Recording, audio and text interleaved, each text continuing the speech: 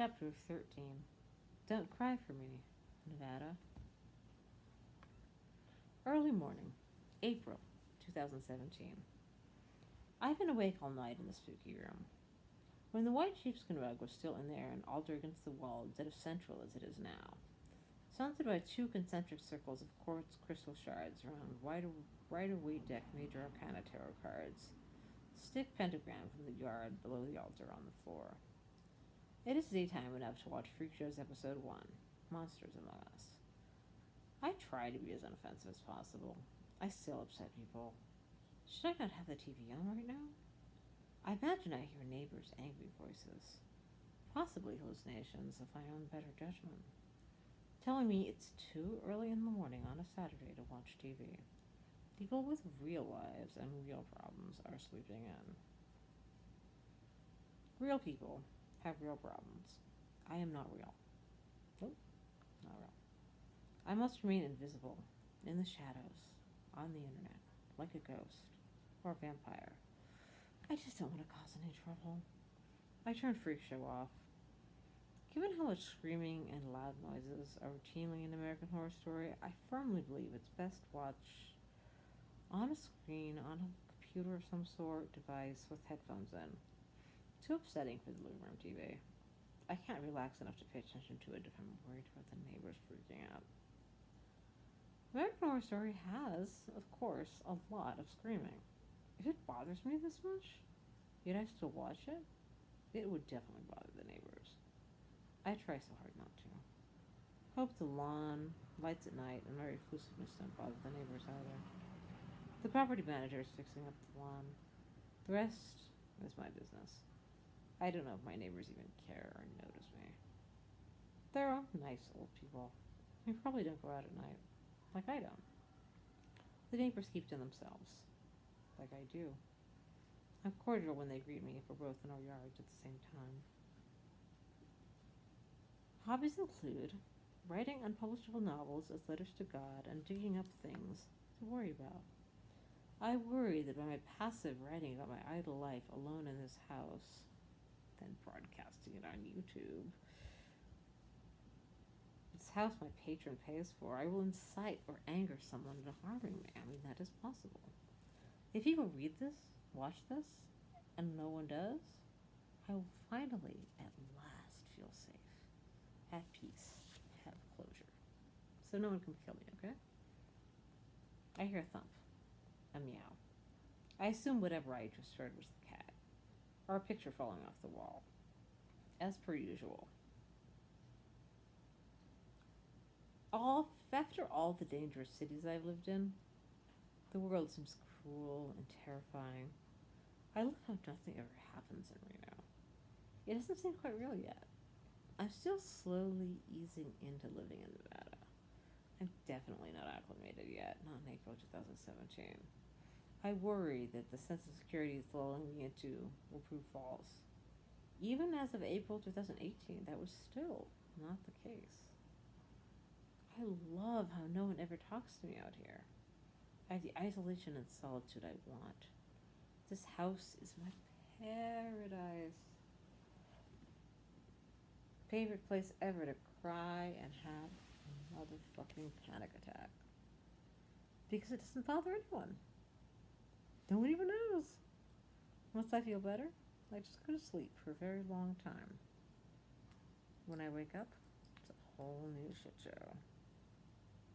I'm going to take a moment to be thankful for the move finally being all over. Forevermore. However many more mental health episodes I have alone in this house. Face it, no matter what meds and how reliably I take them, there is no cure for the many illnesses I've got.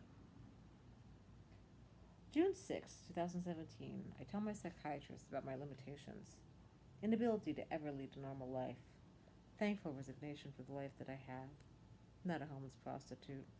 PTSD is my biggest issue then. I didn't ask for more Xanax for the upcoming family wedding. It's easier not to, and besides I don't need it. Better.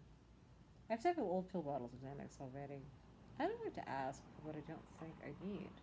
What I have already is quite sufficient. I'm grateful for it.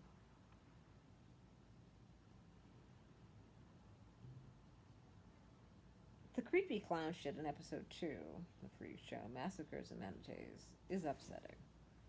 It's horror. Of course it's upsetting. At least it's just dressed up Hollywood fantasy. Not anything related to my own actual life. Enough Freak Show for now. I need the comfort of quiet, Christmas lights, coffee.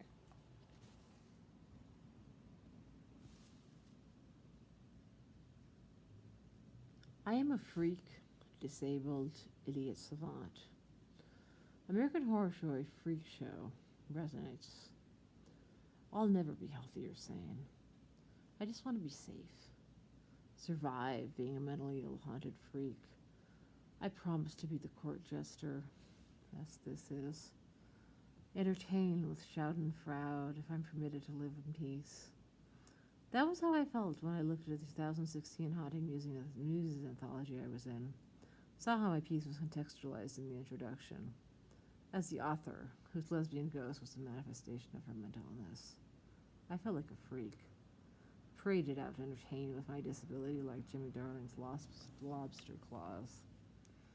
My thematic identification with Freak Show is that I too am a freak that provides entertainment. Free on the internet for everyone. Coven, the deeper identification is anti-racist witchcraft I practice. Murder House, my fondness for haunted houses. Asylum, well, how could I not identify being a mentally ill writer? And Reno, for mentally ill women who want to be famous. Cult. For AA. It's a fucking cult.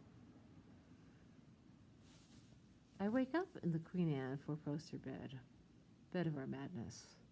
My schizophrenic grandfather and abused grandmother slept here. Not here. I don't live here. I live there. Grandpa dug out a basement for a relative with only a shovel for the money to buy this bedroom set a very long time ago. This bed, my domestic partner committed suicide on. I found her pantsless corpse next to me. The next morning, within a warning, all my empty pill bottles scattered around her head. Between epigenetic trauma, genetic mental illness, and real-life hard knocks, no wonder my PTSD is dialed up to 666. Prazosin helps. So does therapy.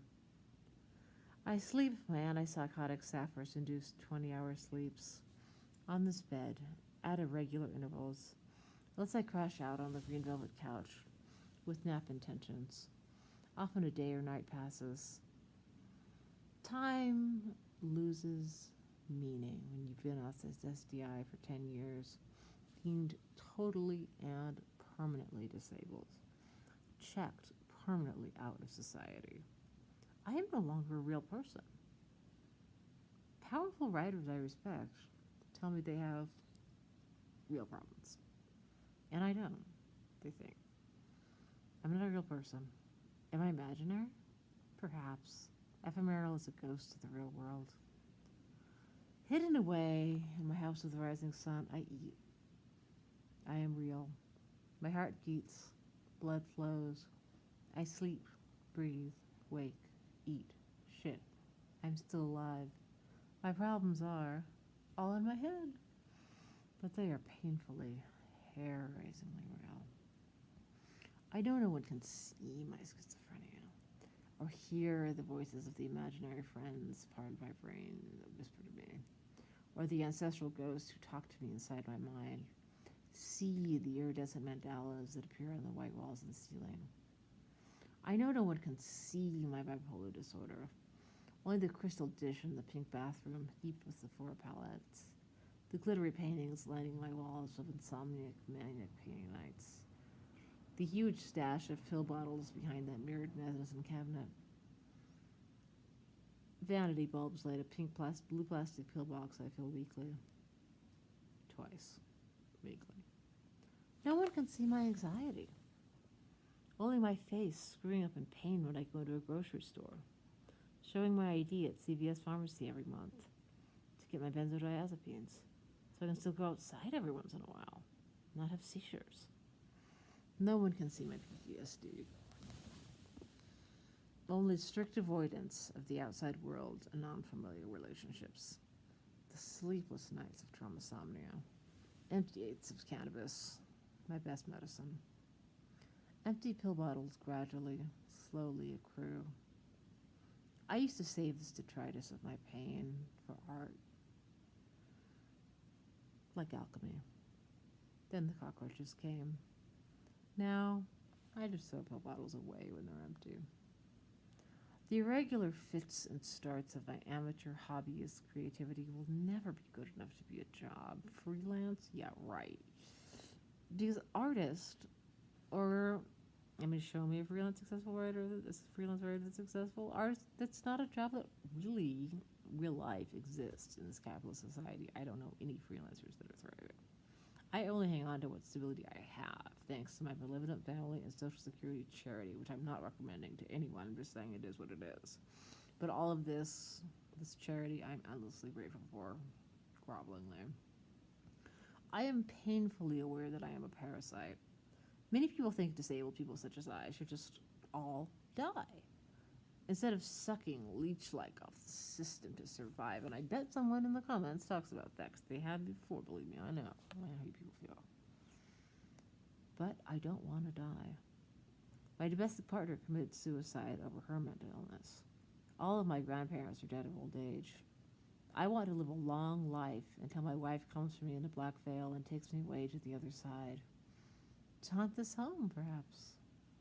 I pray to be permitted to live free range outside of an institution or a nursing home. I protectively recluse out, knowing this world isn't safe for people like me. Crime be a river. Don't you know how many other people have it worse?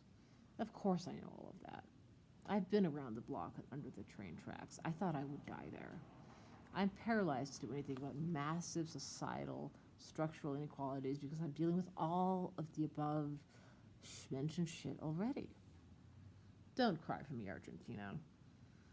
Don't cry for me, Hollywood. Don't cry for me, Nevada. All I ask is your eyes. For a time, just hear my voice on the screen. Feel my pain for a moment.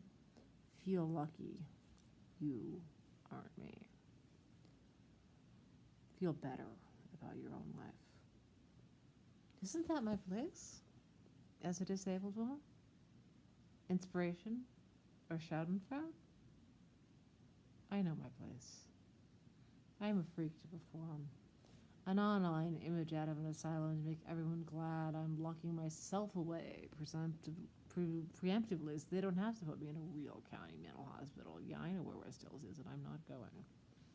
They don't like Satanists.